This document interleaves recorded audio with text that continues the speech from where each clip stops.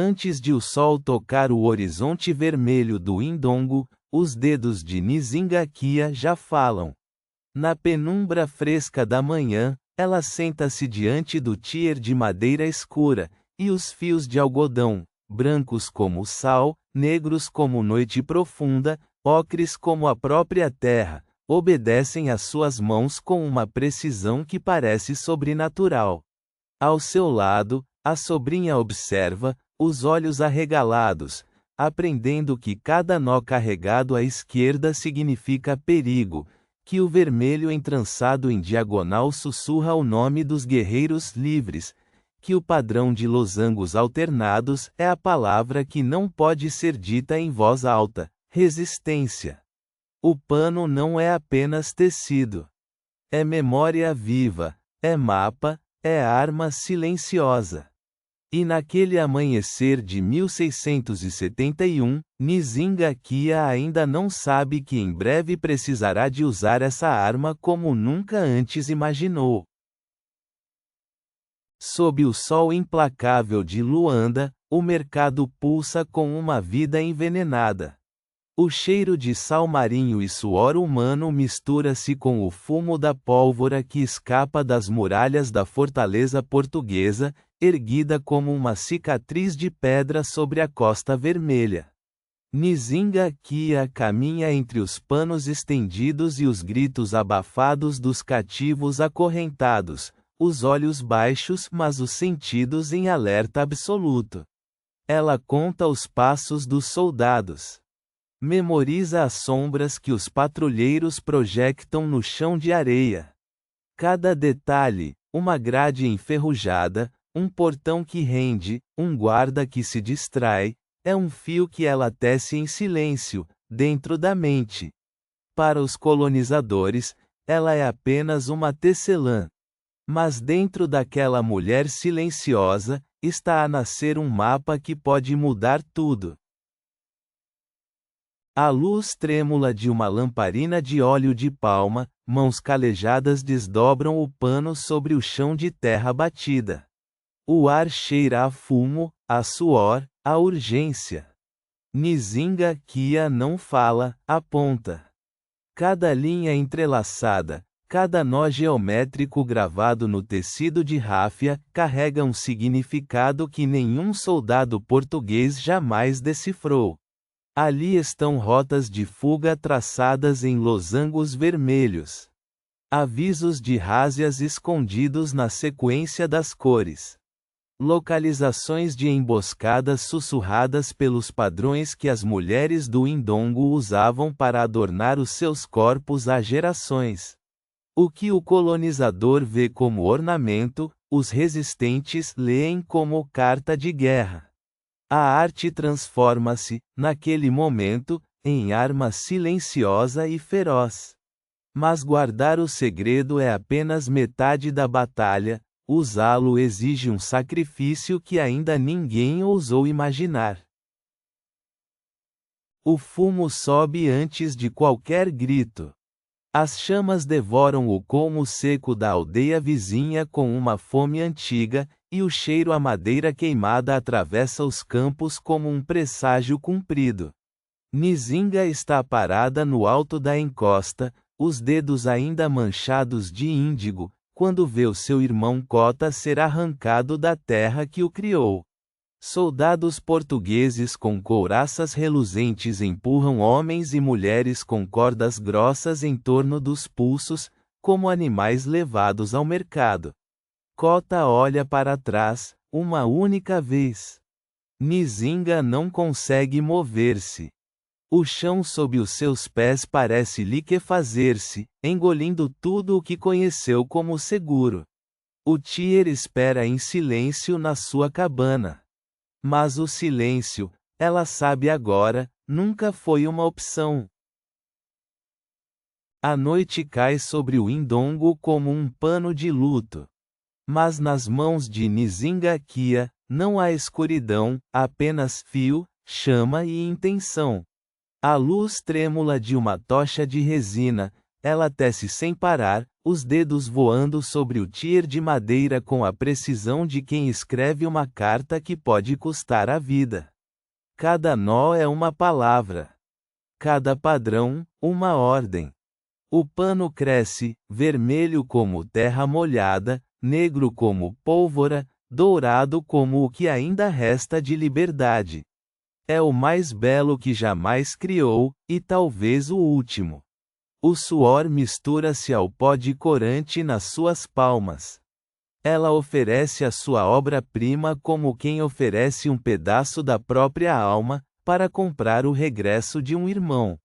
Quando o sol romper, o pano terá de chegar às mãos certas antes que seja tarde demais.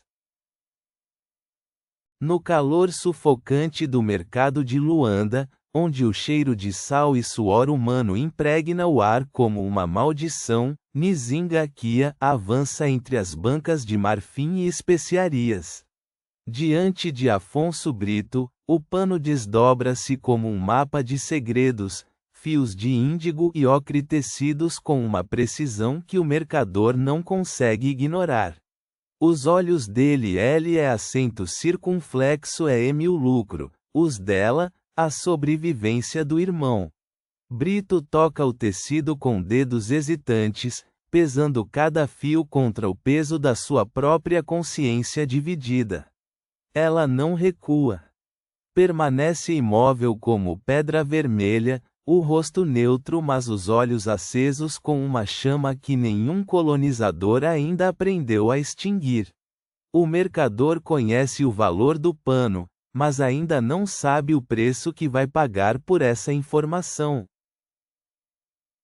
No ventre escuro do armazém, o ar apodrecido de suor, sangue e desespero, Nzinga move-se como uma sombra entre os corpos acorrentados.